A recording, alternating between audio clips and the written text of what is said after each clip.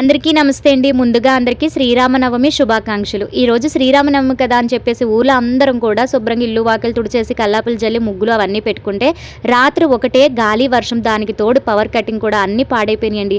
ఉదయం లేచి పోనీ మళ్ళీ కొంచెం అల్లిగా లేచి శుభ్రం చేసుకుందాం అనేటప్పటికి ఒక చాలా పెద్ద బాధాకరమైన విషయం మా ఊర్లో ఒకరు కాలం చేశారండి. పల్లెటూరులో మీ అందరికీ తెలిసిందే కదండి, ఎవరింట్లోనైనా విషాదం జరిగితే మరొకరింట్లో పండుగ ఎలా చేసుకుంటారు. మనలో ఉండే ఒక మనిషి ఇంకా అసలు మన మధ్య లేరు అంటే అది చాలా బాధాకరమైన విషయమే కదండి. అలా అని చెప్పేసి ఊర్లో ఉన్న రామాలయంలో స్వామివారి కళ్యాణం చేయకుండా ఉండలేము. కాకపోతే కొంచెం ఆలస్యంగా మొదలుపెట్టారు. చనిపోయిన పర్సన్ని తీసుకువెళ్ళిన తర్వాత మళ్ళీ అందరూ శుద్ధి చేసుకొని ఇంట్లో దీపారాధన అవి చేసుకొని అలాగే ఊర్లో ఉన్న రామాలయం దగ్గరికి వెళ్ళి స్వామివారి దర్శనం చేసుకున్నాము. ఈ రోజైతే మా ఊర్లో సీతారామ స్వామివారి కళ్యాణం కొంచెం ఆలస్యంగానే జరిగిందండి. కారణం చెప్పాను కదా, పోయిన సంవత్సరం కూడా కరెక్ట్ గా శ్రీరామనవమి రోజునే ఒక పర్సన్ చనిపోయారండి. నేనైనా మీరైనా ఎప్పటికైనా చనిపోవాల్సిందే, పుట్టుట గిట్టుట కొరకు అంటారు కదండి.